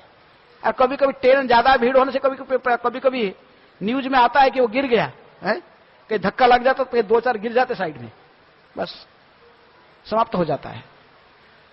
कोई तो और विदेशों में भी बहुत, प्रभुपाद ने कई उदाहरण देते हैं, अमेरिका में कहीं बहुत दूर तक जाते हैं, 150 किलोमीटर लगभग जाते हैं ट्रेन में, डेली जाते आते, केवल किसके लिए? धन के लिए। वैसे वो ट्रेन बहुत स्पीड होते हैं, लेकिन फिर भी उनको ऐसे ही जाना पड़ता है। तो प्रहलाद महाराज ने एक परफेक्ट एग्जाम्पल देते हैं। देखो, धन जो विषय व्यक्ति के लिए कितनी प्रिय होता है। ये जो धन, ऐसा कौन होगा धन संग्रह करना नहीं चाहता? जैसे मैं कहा कि प्रारंभ से ही, money is sweeter than honey, brighter than sunshine. इसलिए सभी लोग धन के पीछे संसार में लगे हुए हैं, इसके लिए समय को वृथा गंवा रहे हैं। कथं प्रियाया अनुकंपिताया संगं रहस्यं रुचिरांश्च मंत्रान् सुहृत्सु तत्स्नेह सीता शिशूनां कलाक्षराणाम अनुरक्त चित्त। तो आगे इतने बड़ा श्लोक पढ़ने टाइम सटेज है। तो प्रहलाद महाराज आगे कहते कि भला ऐसा कौन सा मनुष्य होगा जो अपने परिवार के प्रति अत्यधिक स्नेही हो, जिसका हृदय सदैव उनके चित्रों से पूरित हो। किस तरह उनका संग छोड़ सकता है? गृहस्थ की, यदि वो फैक्ट्री में जाता, कहीं भी काम करने से, लेकिन हमेशा घर की चिंतन उसकी आता है, घर में क्या चल रहा है उसको हमेशा। आजकल तो मोबाइल हो गया तो तुरंत बीच में कई बार फोन करता होगा, क्या चल रहा है? वो फैक्ट्री होने पर फिर भी अपने वाइफ को फोन करेगा, किसी बच्चे स्कूल में गया तो उसको भी फोन करेगा। ऐसे ही उसके चिंतन हमेशा घर में लगा रहता है। चिंतन कहां लगना चाहिए? सवई मना कृष्ण पदारविंद है, लेकिन इनकी मन कहां लगा रहता है? संसारी के जो लोग है, मन सब समय विषय में लगा रहता है। विशेषतया पत्नी सदैव अत्यंत दयालु तथा सहानुभूतिपूर्ण होती है। कथं प्रियाया अनुकम, कैसे भूल जाएगा अपने प्रिया को? जिसने इसको खाना बनाकर खिलाई है आने का टाइम, ऑफिस जाने के टाइम, एकांत में इनको कई प्रकार की सलाह देती है। इसकी इंद्रिय तृप्ति के सभी जो वासनाओं को इसने पूर्ण करती है। कौन? पत्नी है। अच्छा कुकिंग करके खिलाती है, और खाने के बाद फिर वो बहुत मधुर भाषा में बोलती है, उसकी यौन इच्छा को वही पूर्ण करती है। और ऐसे स्त्री को कौन भूल सकता है? प्रहलाद महाराज कहते हैं ऐसे कौन भूल जाएगा? और नारद जी से जैसे सुने इसको दोहरा रहे, 5 साल के बच्चे हैं, लेकिन फिर भी बता रहे परफेक्ट नॉलेज। विशेषतः पत्नी सदैव अत्यंत दयालु तथा सहानुभूतिपूर्ण होती है, अपने पति को एकांत में सदैव प्रसन्न करती है। भला ऐसा कौन होगा ऐसे प्रिय तथा स्नेहिल पत्नी की संगति को त्याग कर सकता हो? गृहस्थ जीवन में, संसार में कौन त्याग सकता है? छोटे छोटे बालक तोतली बोलते हैं, और तोतली वाली बोलते हैं जो सुनने में अत्यंत मधुर लगती है, और उसके पिता सदैव उनके मधुर शब्द के विषय में सोचते रहते हैं। वह भला उनका संग किस तरह छोड़ सकता है? किसी भी मनुष्य को अपने वृद्ध माता पिता, अपने पुत्र तथा पुत्रियां भी अत्यंत प्रिय है। पुत्री अपने पिता की अत्यंत लाडली होती है, और अपनी ससुराल में रहती हुई भी वह उसके मन में बसी रहती है। किसके? यदि भी शादी करा दे दिया है लड़की को, लेकिन फिर भी वो लड़की की बचपन में कैसे मीठी बोलती थी, मेरे कैसे इनकी गोद में बैठ जाती थी, मीठे बात करती थी, गले पकड़ लेते, तो वो सब याद आता उसको है, उस बसी रहती। फिर प्लान करती कि मेरे लड़की के घर में कब जाऊंगा, कुछ लेके जाऊंगा है, कुछ क्या लेके, कुछ कुछ सोना का अलंकार बनाकर लेके जाऊंगा है। हमारे हारा प्रभु के कांग्रेगेशन, सो रहे हारा प्रभु के कांग्रेगेशन में बहुत है वो क्या सोना काम करने वाले हैं, तो वो सोचते हैं कि सोना का गहना बनाकर कहां लेके जाएंगे, लड़की के घर में कैसे लाएंगे? राधा रासबिहारी की बना के लाके देते हैं। जब भक्त नहीं तो वो भक्त है, तो वो इनको ट्रेनिंग दिया है, इसलिए वो कभी कभी भगवान के लिए लाते होंगे। नहीं तो प्रहलाद महाराज कहते कि इस प्रकार कौन अपने पुत्री को भी भूल नहीं सकता। शादी देने के बाद भी, इसके ससुराल में जाने के बाद भी इसका पिता इसको भूल नहीं सकता है। उसके अतिरिक्त भी घर में अनेक अलंकृत साज सामान होते हैं, और तमाम पशु तथा नौकर भी होते हैं। भला ऐसे आराम कौन छोड़ना चाहता है? आसक्त गृहस्थ उस रेशम कीट की तरफ अपने चारों और धागा बुनकर उसमें अपने बंदी बन लेता है। संसार को स्वयं सृष्टि किया है, शादी किया। शादी करने का अर्थ क्या? स्त्री शब्द का अर्थ है जो विस्तार करती है। शुरू हुआ उससे, फिर बच्चे आ गए, फिर वो अपने आप बच्चों के लिए फिर सब धन को और परिश्रम करके धन इकट्ठी करेगा, फिर आस्ते आस्ते प्रॉपर्टी खरीदेगा, फिर बैंक बैलेंस बढ़ाएगा। तो आस्ते आस्ते वो स्वयं जान करके इतना बड़ा संसार रचना किया और फंस गया उसके अंदर। उससे निकलना मुश्किल हो गया है। सुने ना वो भक्तिनाथ सरस्वती ठाकुर ने कहते थे कि लेंगुठा बाबा की कथा है। एक बाबा था,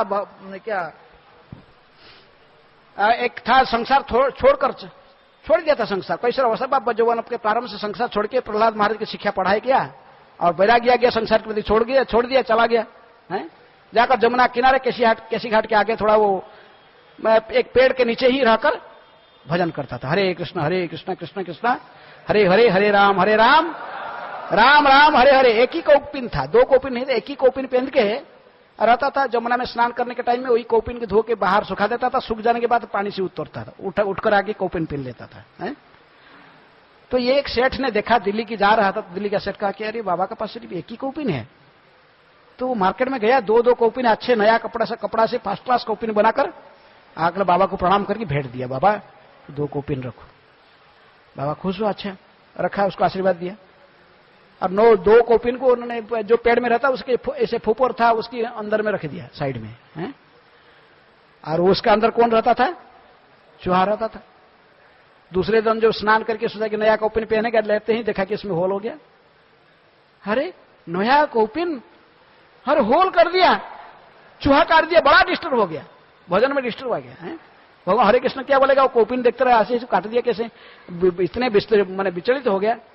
कोई वो परिक्रमा करने वाला दूसरा कोई व्यक्ति जाता था, दिल्ली का कोई लोग, बोला बाबा क्या इतनी क्या चिन्ह? नहीं देखे ना, मेरा एक जो कौपिन नया काल मुझे मिला था और इसमें होल बना दिया। बोला कौन भाई? होल? चूहा। चूहा को क्या डरते हो? बिल्ली रखो है, बिल्ली रखो, चूहा भाग जाएगा, नहीं आएगा। एक बिल्ली रखो पास में, यहाँ रहेगा, घूमेगा। तो बेचारा बिल्ली रख लिया। बिल्ली तो फिर म्याओ म्याओ, ये जो बैठकर हरे कृष्ण करता था, बिल्ली आगे चारों साइड घूमने लगा इसके शरीर में, है म्याओ म्याओ म्याओ। अरे दूसरा दिन वो आदमी आया तो बोला कि क्या मुझे बुद्धि दे दिया, बिल्ली रखा, मुझे भजन करने नहीं दे रहा। चूहा तो भाग गया और चूहा नहीं आएगा, बिल्ली देख रहा, लेकिन ये बिल्ली परेशान कर रहा। बोला यही बात है, अब बिल्ली को भगाने के लिए क्या रखो है? बिल्ली को खाएगा, क्या खाएगा बिल्ला? बिल्ली क्या खाएगा? दूध पिएगा ना है? बिल्ली को दूध चाहिए, दूध थोड़ा दे दोगे कटोरे में, दूध खाएगा, शांत बैठेगा। बोले अच्छा, फिर वो बोला ठीक है, गाय फिर जाकर के सिमा खिलाया, कोई दिया बाबा को, ठीक है बाबा गाय रखना चाहता, दान कर दिया, गाय ले गया। गाय जो आया तब दोपहर का हो गया, गाय अब जोर जोर से आवाज करने लगा, हम्मा हम्मा। अरे ये क्या, वो बाबा फिर आ रहा था, ये क्या हो गया? अरे भाई गाय को भी तो खाना चाहिए ना, तू पता नहीं गाय खाएगा ना, कुछ घास तो देना पड़ेगा ना, तू जो हरे कृष्ण करेगा तो उसको गाय को तो कुछ खिलाना पड़ेगा। तो बोला मैं कैसे हरे भजन छोड़ के गाय खिलाऊं? बोला तुम कुछ मत करो, ग्वाला ले वो गाय चराएगा। फिर दूसरे एक लड़का को इसे ले आया, लड़का तो गाय चराने जाता था, लेकिन दोपहर को उसको भी खाना चाहिए ना, डंडा लेकर आएगा, बाबा खाना कहाँ है? खिलाओगे नहीं तो मत तो चलो तनख्वाह दे न दे, लेकिन खाना तो खिलाना पड़ेगा ना एक टाइम। मैं तो तुम्हारा गाय चराने में रहूंगा, तब खाना कौन खिलाएगा मुझे? खाना लाओ। चिल्लाने लगा, डंडा पीटने लगा सामने। तो बोला अरे, फिर बिला पूछो क्या करना, ये तो एक तुम ग्वाला रखने वाला, वो तो ऐसे मेरे को परेशान कर रहा, मैं कहां से खुद का खाना कहीं मधुकरी में कोई दे जाता, खा लेता हूं अपने आप, अरे इसको कैसे खिलाऊं? बोले अरे तुम इतनी झंझट में क्यों फंसता है, पत्नी शादी कर लो, पत्नी सब कुछ संभाल लेगी, हैं? जब शादी कर लोगे पत्नी आ जाएगी, अब पत्नी सब झंझट समाज लेगी, है सब संभाल लेगी, क्या कैसे गला खाए सब कुछ। तुम क्यों ही से बाबा हरे कृष्ण करेगा, तो पत्नी सब संभालेगी, तुम बड़ी को हरे कृष्ण करना है? फिर शादी कर लिया। अब पत्नी आ गई तो पत्नी कहे कि बोला क्या है, मेरे को ऐसा डिमांड है, ये चाहिए वो चाहिए वो चाहिए ये चाहिए, बैठ के हरे कृष्ण करने चले गए, जाओ। बैठने नहीं दिया, उधर भजन करने नहीं दिया, भागा जल्द जाओ, कहीं से पैसा संग्रह करो, मांगो, है कुछ सिखा नहीं, प्रवचन देने से पैसा आएगा, है प्रोफेशनल रिसाइटर बना दिया उसको, जाओ धन लाओ, प्रोफेशनल, कहीं को भागवत सप्ताह करो, कहीं राम कथा करो, है कुछ करो, पैसा लाओ, धन बहुत आएगा, लाकर फिर चलाओ परिवार, मेरा डिमांड सुन। विचार फिर पत्नी के बात सुनते, फिर बोला सही बात है, ये तो कथा करने से क्या लिया है। तो फिर भजन छोड़ के फिर कथा में शुरू हो गया, जाना चाह, कुछ पैसा भी लाया, लेकिन उसके गुरुजी ने देखा था वैरागी शिष्य 10 बार, हमने कम से कम 20-25 साल के बाद घूम घूम के कहीं तीर्थ यात्रा, कल मेरा एक शिष्य था जमुना किनारे, एक लेंगूठा पहन के रहता था, क्या उसकी हालत थोड़ा देखता हूं। घूम घूम के आया, लोगों को पूछा कहां गया मेरे शिष्य, पेड़ का नीचे बैठ के जप करता था, उसका नाम, भला आपका शिष्य जो सामने जो मकान दिख रहा है ना, बिल्डिंग अब बेचारा ढूंढ पहुंचा उधर। गुरुजी बोला, देखा कि शिष्य पूरा आराम चेयर में बैठा है, पेट बाहर निकला, ऐसे बैठा, चारों साइड में कम से कम 10 बार बच्चे घिर के बैठे हैं, और उसकी पत्नी बाजू में खड़ी है। तो लेकिन वो बैठा था, पहचान किया गुरुजी आ गए, तुरंत आसन से उठकर प्रणाम किया। तो उस पत्नी बच्चे से बोले क्या, अरे प्रणाम करो गुरुजी आ गए। तो गुरुजी कहे कि अरे तू तो इतना बैरागी था, अंगूठा पहन के रहने वाला था, तुम्हें ये सब क्या हो गया? बोला गुरुजी यही तो आपका गीता का संसार है। ये गुरुजी ने गीता भी दिया था उसको प्रारंभ से पढ़ने के लिए, डेली पढ़ने के लिए। वो गीता को भी काट दिया था लेंगूठा के साथ, उसको भी काट दिया था। किसको? गीता की भी साइड में काट दिया था चूहा ने। तो गुरुजी ने बोले कि अच्छा तुम ऐसे कैसे हो गया, थोड़ा बताओ मुझे। तो बताया था। बोला ये किस लिए हुआ ऐसा ही? क्योंकि तुमने असत्संग किया। सलाह लेना था किससे? साधु से। अब तुम सलाह लिया कोई भौतिकवादी व्यक्ति, संसार में घूमने वाला भटकने वाला व्यक्ति को, उसी से सलाह लेगा तो वैसे ही सलाह देगा, है? तो इसलिए असत्संग त्याग यही वैष्णव आचार है। स्त्री संगी एक असाधु कृष्ण अभक्त आर। जो कृष्णों की अभक्त है, जो स्त्रियों की पीछे भटकने वाला पुरुष है, ये दोनों असत्संगी है, इनसे संग नहीं करना है। चैतन्य महाप्रभु ने कहा कि यही असत्संग है। स्त्री संगी एक असाधु और कृष्ण अभक्त आर, ये मुख्य रूप में दो असत्संग है, इससे बचना चाहिए। नहीं तो संसार में फंस जाओगे। प्रहलाद महाराज ने कितने सुंदर लॉजिकली समझाए हैं। फंस गया बातें, गृहांधकूप में फंस गया, फिर वहां से निकलना बड़ा मुश्किल है? तो इसलिए प्रहलाद महाराज शिक्षा दे रहे हैं कि ये कितना नंबर श्लोक, 12 नंबर श्लोक तक हो गया पढ़ाई। तो इसलिए आप जानना चाहिए कि खुद जान पूछकर ऐसा ही बंदी घर बनाकर उसमें फंसना नहीं चाहिए, रेशम कीड़े की तरफ है। अब इसे सतर्क रहना चाहिए। लेकिन गृहस्थ आश्रम में रहकर भी भक्ति किया जा सकता है, लेकिन ये सबसे सरल उपाय किसमें भक्ति करना? ब्रह्मचर्य रहकर भक्ति करना। लेकिन भगवान फिर भी कहते कि स्त्री अंग वैश्य तथा शूद्र तेपी जानती परम गति, ये भी परम गति को प्राप्त करते, स्त्री हो, वैश्य हो या शूद्र हो। लेकिन भक्ति यदि वो प्रारंभ किया प्रहलाद महाराज की तरफ, राक्षस कुल में जन्म होकर भी बचपन से भक्ति प्रारंभ कर दिए, इसलिए उनकी जीवन सफल हुआ। कुंती महारानी ने भक्ति की, द्रौपदी ने भक्ति की, कई भक्ति के उदाहरण भी है। वो पुरुष के शरीर में हो, स्त्री का शरीर में हो, लेकिन भक्ति करना उसकी मुख्य कार्य होना चाहिए। बचपन से भक्ति प्रारंभ करें, हैं? ठीक है। हरे कृष्णा। कोई प्रश्न है किसकी? हैं?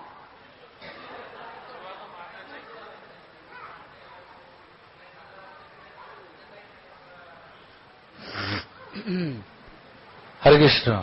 अभी आश्रम में ज्यादा चूहा हो गई, पहले मच्छर था, मच्छर तो गया, अभी खटमल और ये चूहा ज्यादा हो गई, इसको मारना ना छोड़ देना चाहिए? ठीक, शांत रहो, शांत बोलो। जो प्रभुपाद जी के पिताजी क्या करते थे, उनकी कपड़ा की दुकान था, बहुत चूहा थे उनकी कपड़े की दुकान में, हैं? क्या करते थे वो? अरे गौरमंदे क्या करते थे? लीला में पढ़े ना, क्या करते थे? ये बर्तन में लाकर रोटी सब टुकड़े करके सब दूध मिलाकर रख देते थे, बोलते थे आओ आओ आओ आओ आओ, सारे चूहा आकर रोटी खा के चुपचाप बैठे कपड़े की दुकान में। इतना चूहा बैठा रहते थे, सब लोग बाजू वाले जो दुकानी थे, व्यापारी थे, हैरान हो जाते थे।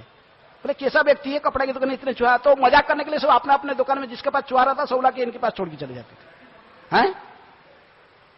लेकिन आप ऐसे महाभागवत वैष्णव यदि हो पाएगा तो कोई समाधान अपने आप हो जाता है। प्रत्येक जीवात्मा के हृदय में कौन बैठा है? परमात्मा है। विद्या विनय संपन्ने ब्राह्मणे गभी हस्तिनी सुनी चैव स्वपाके च पंडिता समदर्शिना है। यदि आपकी मन में ऐसे मैत्री भावना, सभी जीवों के प्रति दया की भावना, गौरमोहन दे की तप होगा, फिर कोई समस्या नहीं करेंगे जीव आपको, हैं? विशेष रूप में जब धाम में रहते हो, ब्रज में रहते, ब्रज में तो सांप भी भक्त है, हैं?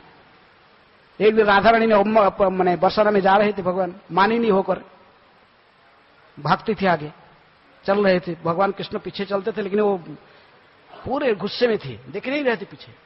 राधा रानी सामने एक देखा कि सांप देखा कि मेरे प्रभु को कितना है कष्ट हो रहा है, धूप में जा रहे हैं, लेकिन ये सुनते नहीं है। सामने आ गई फनाटे की एकदम, राधा रानी के सामने प्रकट हो गए, तुरंत ही घूम के आलिंगन कर ली। किनको? कृष्ण को भय से, हैं? तो सेवा में लगाया ना अपना वृत्ति को, राधा कृष्ण को मेलन में, तो सांप भी सहायता किया है। ब्रज के सांप भी भक्त होते हैं, लेकिन फिर भी सांप बिच्छू यदि ऐसे भक्त नहीं है, अभक्त है, धाम में नहीं अन्य स्थान पर है, फिर इनको क्या करना चाहिए? प्रहलाद महाराज कहेंगे आगे स्तुति में, ये सांप बिच्छू आदि दुष्ट प्राणियों को जब बद्ध हो जाने पर भी संत पुरुष भी आनंद लेते हैं कभी कभी, ऐसा ही दुष्ट हिंस्र पशुओं की बद्ध होने से। इसलिए समय देखकर, स्थान काल पात्र देखकर आपकी भक्ति की कौन सा स्थिति है, तो वो सब देखकर फिर आपको एक्शन लेना चाहिए, ठीक है? बिना कारण से किसको मारना नहीं चाहिए, लेकिन यदि वो हमारे कुछ अनिष्ट करता, भगवान की सेवा में बाधा डालता है, तो दूसरे वैष्णव के प्रति विपद है। प्रभुपाद जी ने गए थे भक्ति सिद्धांत सरस्वती ठाकुर को मिलने के लिए, कहा मायापुर में जब थे, और उनके अपने छत के ऊपर प्रथम नहीं, वो आज भी बिल्डिंग है, वहां खड़े कर देख रहे थे, लेकिन अभय चरण देव उस समय प्रभुपाद जी के नाम, तो जा रहे थे चल के, नीचे चल रहे थे जमीन में, पास में क्या आ गया, एक सांप आ गया, थोड़ा दूर में ही, हो सकता है किसी मुहूर्त में आकर काट सकता है किनको। तो सब लोग सोचते क्या करेंगे, सभी वैष्णव ब्रह्मचारी सब लोग देख रहे हैं इधर उधर, क्या करेंगे क्या करेंगे, किसी कुछ समाधान नहीं आ रहा था। लेकिन इमीडिएटली भक्ति सिद्धांत सरस्वती ठाकुर ने कहे, क्या कहे? किल इट, मारे इसको तुरंत ही। ये वैष्णव का आघात करेगा तो ये वैष्णव का जीवन इससे मूल्यवान है। इसलिए मध्यमाधिकारी स्तर पर कम से कम हम लोग ऐसे करना चाहिए। क्या भगवान की सेवा के लिए चूहा आकर डिस्टर्ब कर रहे हैं? भगवान आम के लिए बड़ा है कि चूहा बड़ा है? चूहा तो उधर रह रहा ठीक है, और कार्तिक महात्मा की जैसे जाएगी कभी घी का बत्ती खा के खाने के लिए जाएगा, और चूहा उसका निश में क्या लग गया आग, और बत्ती उससे और थोड़ा आग ऊपर उठ गया, तो भगवान कहे कि अच्छा किया ये बत्ती ने आगे जलाया कार्तिक महीना में, इसको अपना धाम में भेज दिए। भगवान तो बड़े दयालु होते हैं। लेकिन आपको स्थान काल पात्र देखकर इसका समाधान करना चाहिए। Use your intelligence. ओके, और कोई प्रश्न है?